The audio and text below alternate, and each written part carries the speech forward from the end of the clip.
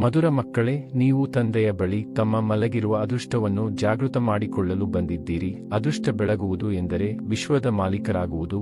ಪ್ರಶ್ನೆ: ಯಾವ ಔಷಧಿಯು ನೀವು ಮಕ್ಕಳನ್ನು ತಂದೆಯ ಸಮಾನ ಬುದ್ಧಿವಂತರನ್ನಾಗಿ ಮಾಡಿಬಿಡುತ್ತದೆ?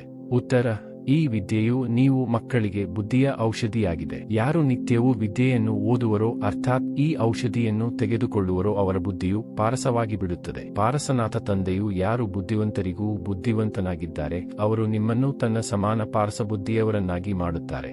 ಗೀತೆ. ಅದೃಷ್ಟವನ್ನು ಬೆಳಗಿಸಿಕೊಂಡು ಬಂದಿದ್ದೇನೆ. ಧಾರಣೆಗಾಗಿ ಮುಖ್ಯ ಸಾರ: 1. ತಂದೆಯಿಂದ ಸುಖದ ಆಸ್ತಿಯನ್ನು ತೆಗೆದುಕೊಂಡು ಸುಖದ ದೇವತೆಗಳಾಗಬೇಕಾಗಿದೆ. ಎಲ್ಲರಿಗೆ ಸುಖ ಕೊಡಬೇಕಾಗಿದೆ. ರಾಜಋಷಿಗಳಾಗಲು ಸರ್ವವಿಕಾರಗಳ ಸನ್ಯಾಸ ಮಾಡಬೇಕಾಗಿದೆ.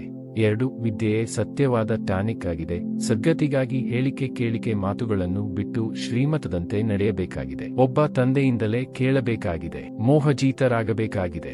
ವರದಾನ: ತಮ್ಮ ಸತ್ಯ ಸಂಸ್ಕಾರಗಳನ್ನು ಸ್ಮೃತಿಗೆ ತಂದುಕೊಂಡು ಸದಾ ಹರ್ಷಿತವಾಗಿ ಇರುವಂತಹ ಜ್ಞಾನ ಸ್ವರೂಪ ಭವ. ಸ್ಲೋಗನ್: ಸಂಪೂರ್ಣತೆಯ ಲಕ್ಷ್ಯವನ್ನು ತಮ್ಮುಂದೆ ಇಟ್ಟುಕೊಳ್ಳುತ್ತೀರೆಂದರೆ ಸಂಕಲ್ಪದಲ್ಲಿಯೂ ಯಾವುದೇ ಆಕರ್ಷಣೆಯು ಆಕರ್ಷಿಸಲು ಸಾಧ್ಯವಿಲ್ಲ.